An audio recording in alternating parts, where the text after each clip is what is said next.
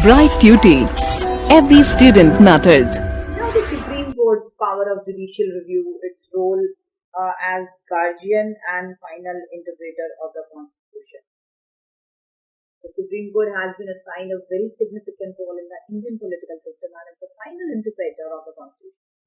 The judicial review allows the Supreme Court to safeguard fundamental rights and to struck down the legislation which are violative of constitutional.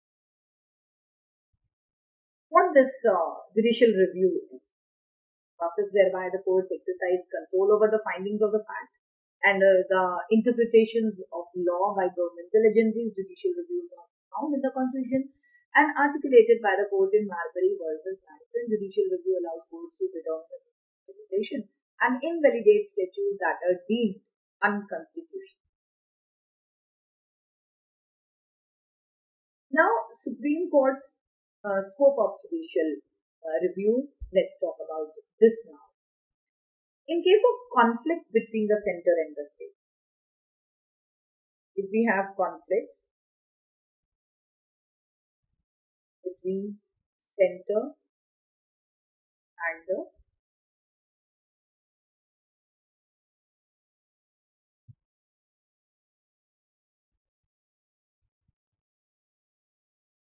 in case the conflicts between center and states are there for countries with federal constitution, like India, the powers are divided between center and states, and at the time of infringement of one's power by another, a state of conflict emerges between the center and the state. The judicial view, power of the Supreme Court enables the court to resolve the conflict in an amicable manner. For instance, Supreme Court declared the presidential rule in the state of Karnataka in March 1924. And in case of violation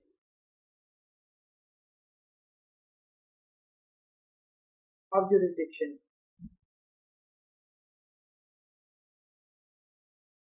by legislature or executive, the Supreme Court has the power to review all national and state laws and it can declare them null and void.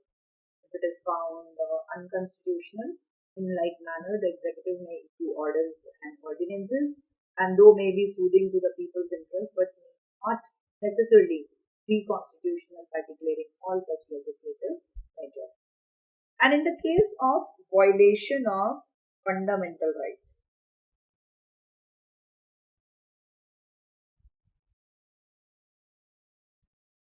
the Supreme Court is the guardian of the fundamental rights, and the judicial protects these fundamental rights through its powers of judicial review, and it is empowered to issue various writs to enforce the fundamental.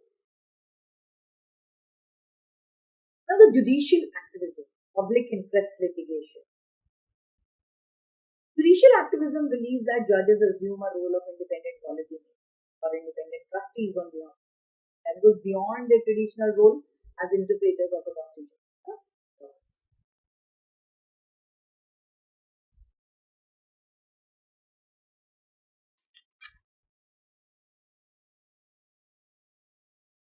Judicial activism is gaining prominence in the present days and in the form of public interest litigation. Citizens are getting access to justice.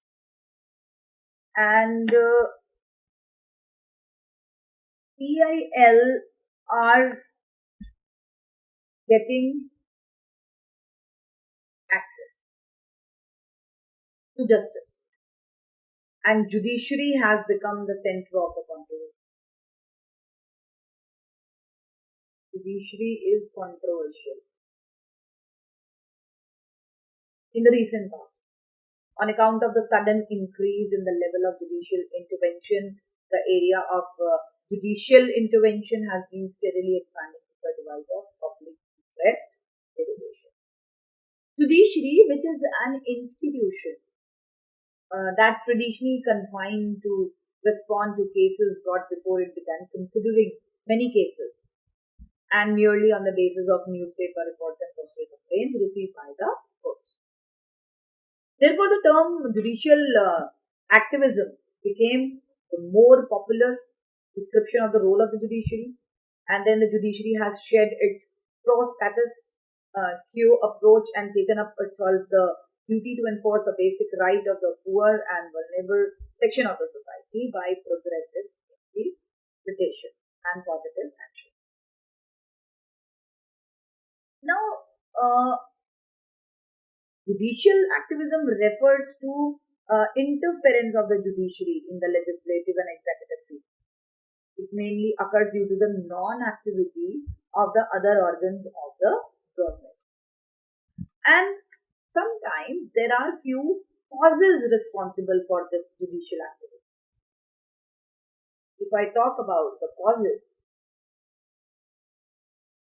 the causes would be failure of the other two organs of the state.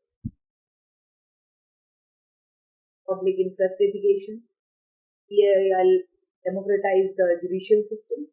Let's see how. Judicial activism has arisen mainly due to the failure of the executive and the legislature and to act. And secondly, it has arisen also due to the fact that there is a doubt that the legislature and executive have failed to deliver the desired results. So thirdly, it occurs because the entire system has been plagued by ineffectiveness and inactivity. And fourthly, if I would say,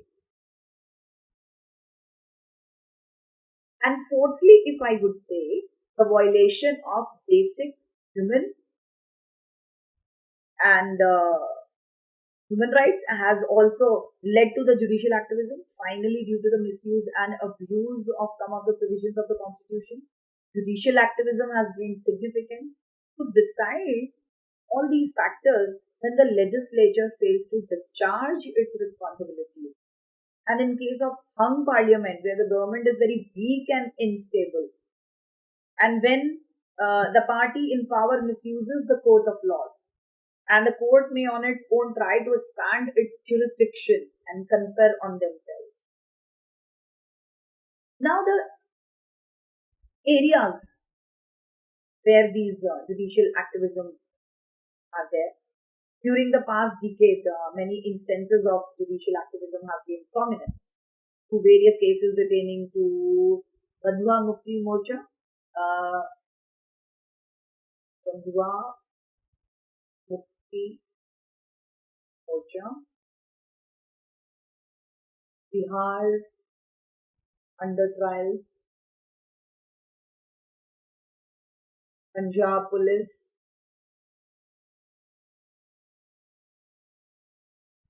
many more.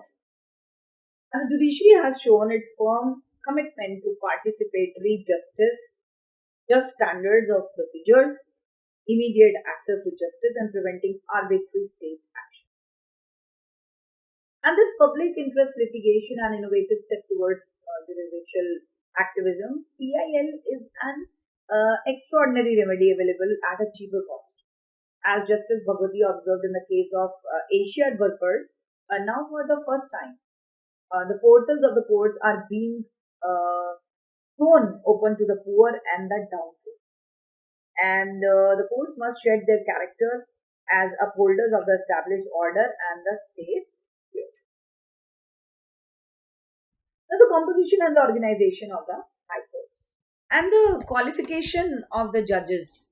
Let us talk about this. The qualification of the judges are they should be citizen of India, and they should have held a judicial office, like they should be citizen of India. Then they should have held judicial office for at least 10 years, or advocate of High Court at least 10 years. So, term of the office and removal is also like every judge of a High Court shall hold office until he attains the age of 62 years. He can be removed from office on the ground of proved misbehavior, as we have talked about the judges of Supreme Court also, misbehavior and incapability, and that has to be proven in both the houses of parliament, and then there will be a resolution passed, and after that, two-thirds of the members present and voting, and they should then present an address to the president for such removal. And thus, the mode of the removal of a judge of the High Court is exactly the same as that judge of Supreme Court. Let us discuss a case study, that is removal of proceedings against Justice Soumitra Sen. In August 2011, the Rajya Sabha was converted into court for legal proceedings and against Soumitra Sen of Calcutta High Court on grounds of proved misbehavior. And the first of the two grounds of misconduct was misappropriate and the large sums of money, and which he received in his capacity as a receiver appointed by the High Court. As a lawyer in 1984, the second ground was that he misinterpreted and facts with regard to the misappointmentation of money. And before the High Court, the Rajya Sabha found the judge guilty of the said misbehavior. And before the matter could be taken up by the Lok Sabha, the judge resigned, and that was the end of the. It is one of the oldest high courts in India in the picture, which you could see here, and that is the high courts of Kolkata and Madras and Mumbai. It was in 1869 that the Allahabad High Court moved to its present premises, and this court was first set up at Agra by 1861. Now, oath of office. A judge of a high court, before he enters upon the office, shall take an oath, and before the governor of the state or some person appointed in that behalf by him, the oath requires him to bear true faith, then allegiance of the constitution, to perform the duties of his office without fear or favor, affection or ill will, and to uphold the constitution and the laws. Then the salary and allowances of judges.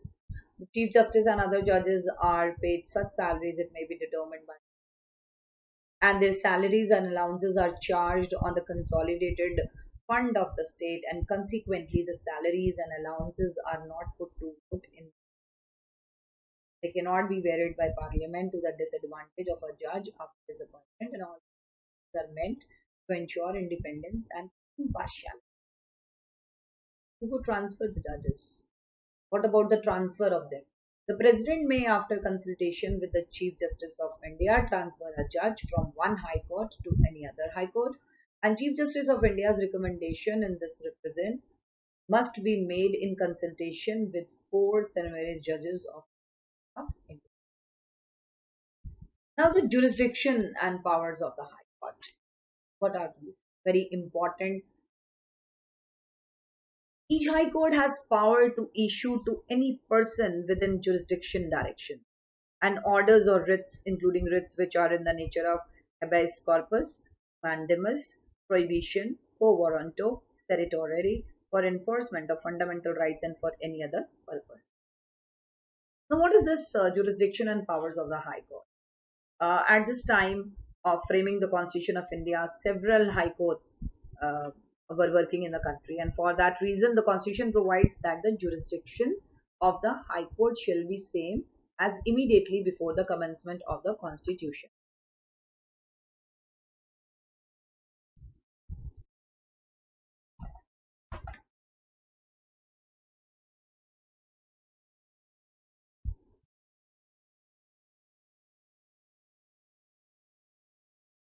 Now, let us do the jurisdiction and the powers of the High Court.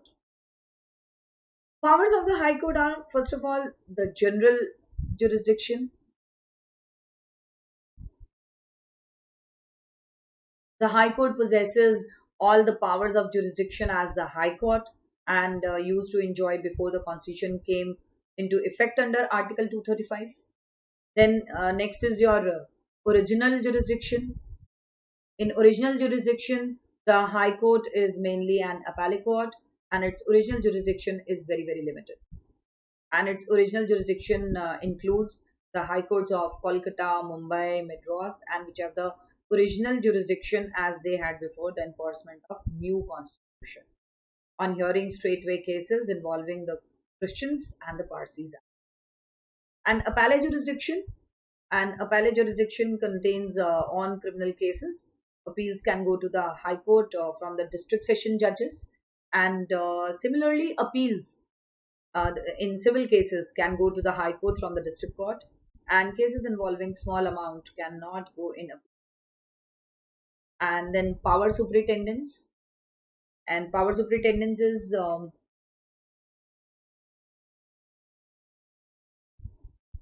power superintendence. The High Court has the power of superintendence and over subordinate courts in it. The High Court can give order to the subordinate court with disregard to the procedure, and it can frame rules for procedure and can amend the existing one as well. And it can ask for files and records of subordinate courts and can make arrangements for maintenance of records of these courts. And the last one is interpretation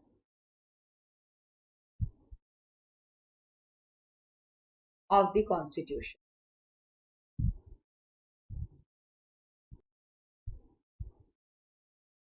Interpretation of the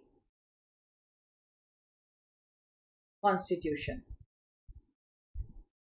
Where the High Court feels that a case under consideration of the subordinate court involves interpretation of the Constitution, it can take up the case from the subordinate court and interpret the Constitution and can decide the case or can send back the case to the subordinate court for the decision in the light of the interpretation of the High Court. And the High Court can act only when request comes from the party or the subordinate court. Let's revise the chapter. Which is the apex court in India? The Supreme Court. Where is the Supreme Court situated?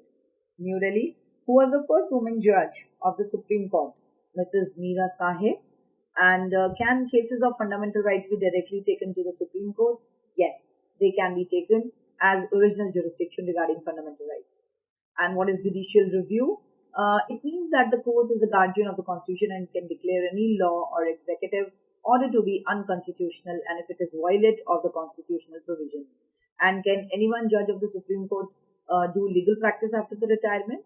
No, the judge of the Supreme Court cannot do legal practice after the retirement. What is judiciary? Judiciary is the third organ of the government. Without judiciary, there can be no state worth the names, and its function do justice. The judiciary decides disputes between the citizen, between state and citizen. The judiciary has the duty to punish those people who break the law. Which method do you think is the best for the appointment of judges? Among the various methods of appointment, judges appointment by the executive is the most common and most satisfactory method for the choice of the judges. And it prevails in Great Britain, dominions as well as the federal government of the USA, some states of the USA and in India also. And though political consideration play a part in making the selection, once appointed, the judges are independent and are not under the influence of the executive. This method makes way for independence of the judiciary. Explain two functions of the judiciary. Decisions of disputes. The main function of the judiciary is to decide dispute of the citizens, and it also decides all those cases which are brought before it. And the cases which come before the judges are normally of two kinds, civil and criminal. And interpretation of laws. The judiciary interprets the laws and the interpretation given by the judiciary is